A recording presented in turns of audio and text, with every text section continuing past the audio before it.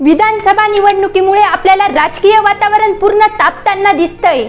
एकीकडे ओबीसी आणि मराठा आंदोलक तीव्र संतापात आहेत। आता संभाजीराजे छत्रपती, बच्चू कडू, राजू शेट्टी यांनी महाविकास आघाडी आणि महायुतीला पर्याय म्हणून आपला एक पक्ष स्थापन केलाय, म्हणजेच महाशक्ती ही तिसरी आघाडी बनलीये। यातच आता शरद पवार आणि रोहित पवार यांना मंत्री बनवण्याचे संकेत दिले। अजित पवार गटाने याला पलटवार केलाय। राज्यात महाविकास आघाडीचे सरकार स्थापन तर झाले, पण रोहित पवार यांना मंत्री बनण्याची संधी भेटली नाही आणि पहिल्याच मंत्रिपदात आदित्य ठाकरे यांनी मंत्रिपदाची शपथ घेतली।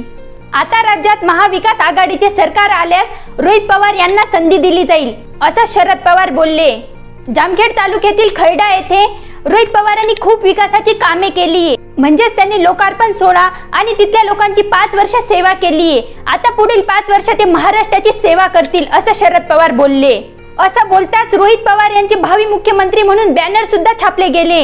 यावर आता प्रफुल्ल पटेल आणि अमोल मिटकरी यांनी टीका करत म्हटलंय की शरद पवार आमचे गुरु आहेत, आजही आम्ही त्यांचा आदर करतो। आम्ही जरी राष्ट्रवादी काँग्रेसमधून वेगळे झालो असलो तरी शरद पवारांबद्दल आमच्या मनात खूप आदर आहे। त्यांनी जसा मार्ग दाखवलाय तसेच आम्ही काम पण करतो आणि त्यांच्याविषयी माझ्या मनात कोणतीच कटुता सुद्धा नाहीये, असे बोलत प्रफुल्ल पटेल यांनी रोहित पवारांवर टीका केली। आणि जेव्हा महाविकास आघाडीची सरकार येईल तेव्हाच रोहित पवार हे मंत्री बनतील। आता प्रत्येक मंत्री असे वक्तव्य करत असतो, पण त्यांची सरकार आली तरच तो मंत्री बनेल, असा टोला प्रफुल्ल पटेल यांनी दिलाय।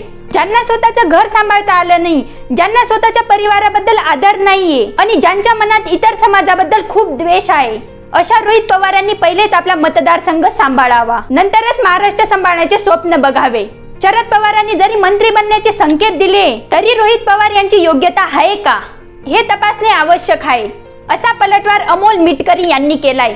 मित्रांनो, तुम्हाला काय वाटतं, खरंच महाविकास आघाडीचे सरकार येईल का आणि रोहित पवार हे मुख्यमंत्री होतील का? कमेंट मध्ये नक्की सांगा। व्हिडिओ इन्फॉर्मेटिव्ह वाटला असेल तर व्हिडिओला लाईक आणि चॅनलला सबस्क्राइब नक्की करा।